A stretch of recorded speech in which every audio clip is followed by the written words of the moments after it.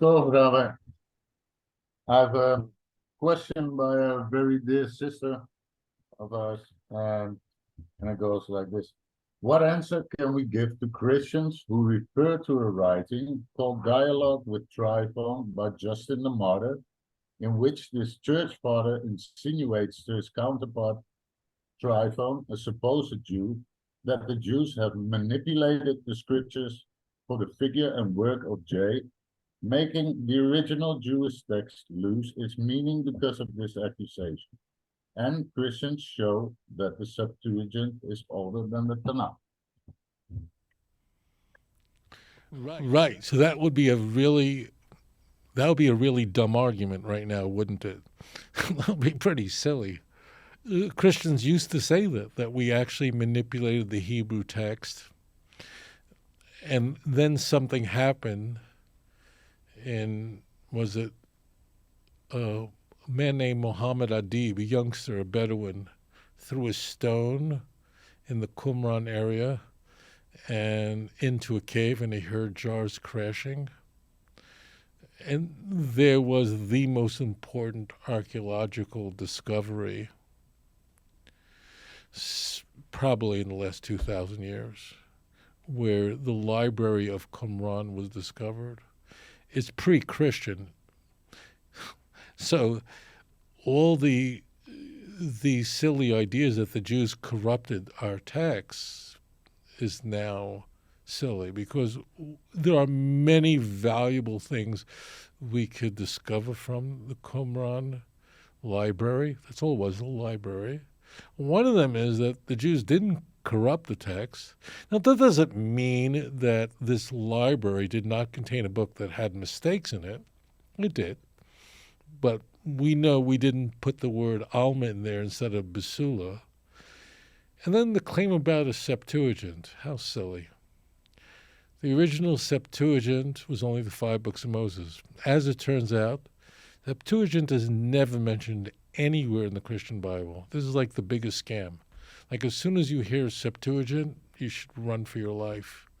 In what universe is a supposed translation superior to an original document? In every country in the world, every civilized country in the world, the legal system has what's called the law of best evidence, which simply means that a document in its original language, the original document, is superior to any possible translation. It's just logic.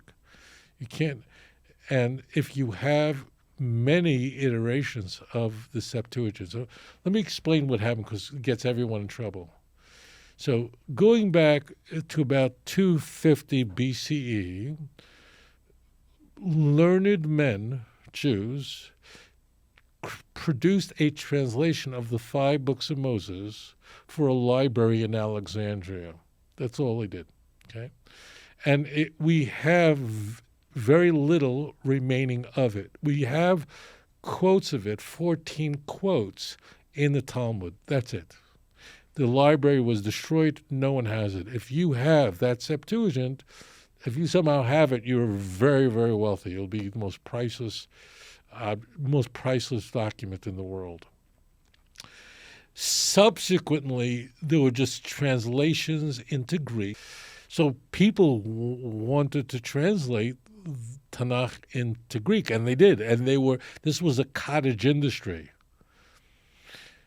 And Christians participated in this activity as well. What's the problem? Well, we have today hundreds of translations of the Bible into English, many, many translations into Dutch, German. I couldn't even count the numbers. The problem is that everyone subsequently who translated their Bible into the Greek language called it the Septuagint. Do you understand?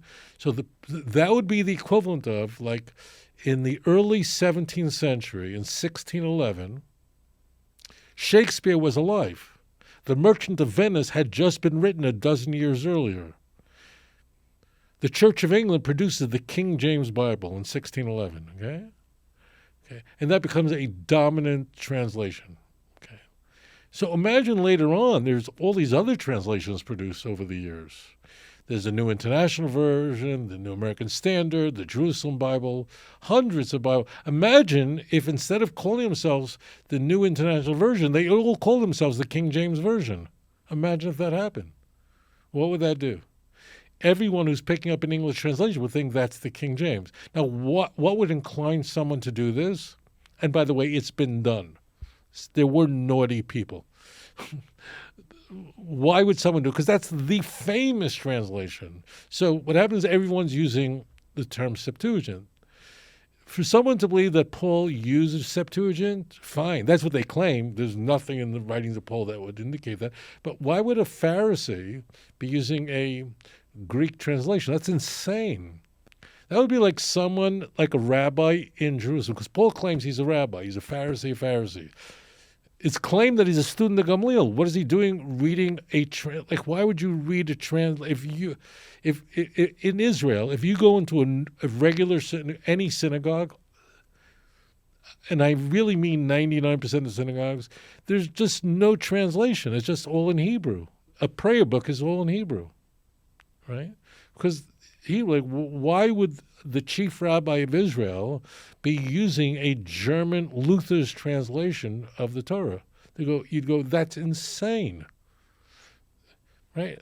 Imagine if you came to Israel and met the chief rabbi of Israel, and in front of him was a Dutch translation of the Torah, which he's studying from. You'd go, that's not possible. So this is all silly. Now, what happens is Christians, and the most dangerous one is Origen. He was one of only two church fathers that was completely fluent in Hebrew, and he renders the final iteration of the Septuagint you can buy on Amazon, and he's able to alter the text to conform to New Testament renditions. And therefore, what Justin, who was an apologist, a second century Christian apologist, his claims are just silly and nonsense. And claiming the Septuagint shows fantastic ignorance of why would you be using it. But Justin didn't speak Hebrew. Justin was not a Hebraist, not by a long shot. So, and he's speaking to someone named Tribe. We don't know if that's real or concocted, but much of it survives. So we don't have somebody else recording what the Jewish guy said.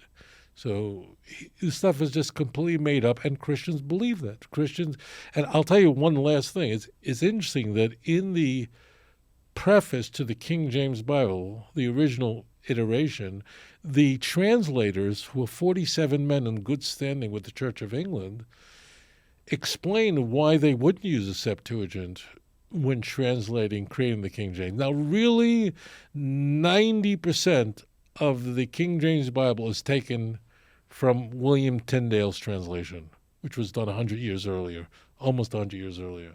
But these people who were from Cambridge, from Oxford, these translators really were very knowledgeable people. And they explain in the preface that why would we rely on a Septuagint when there's just so many Septuagints? Like, which one? Moreover, this is really silly for a Protestant, because the Septuagint that you buy in a bookstore also has the Apocrypha, has like the book of Maccabees. Is the book of Maccabees the Word of God? How silly.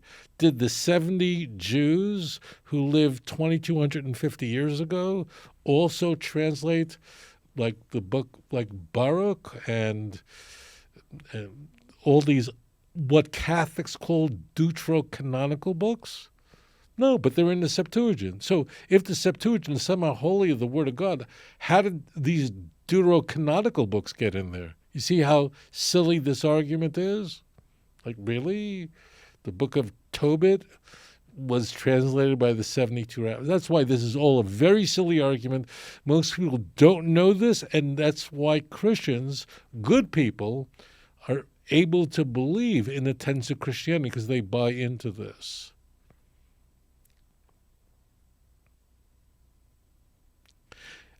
I'll just make one other comment, because I think it'll be very interesting for you. So as you can imagine, the Qumran library, which I mentioned at the beginning of my answer, there are like not one, but quite a number of of manuscripts of the book of Isaiah. There are mistakes. That means some manuscripts don't agree with the other because people just made mistakes. If I handed you a book and asked you to write down Hamlet, you'd probably make a few mistakes, right?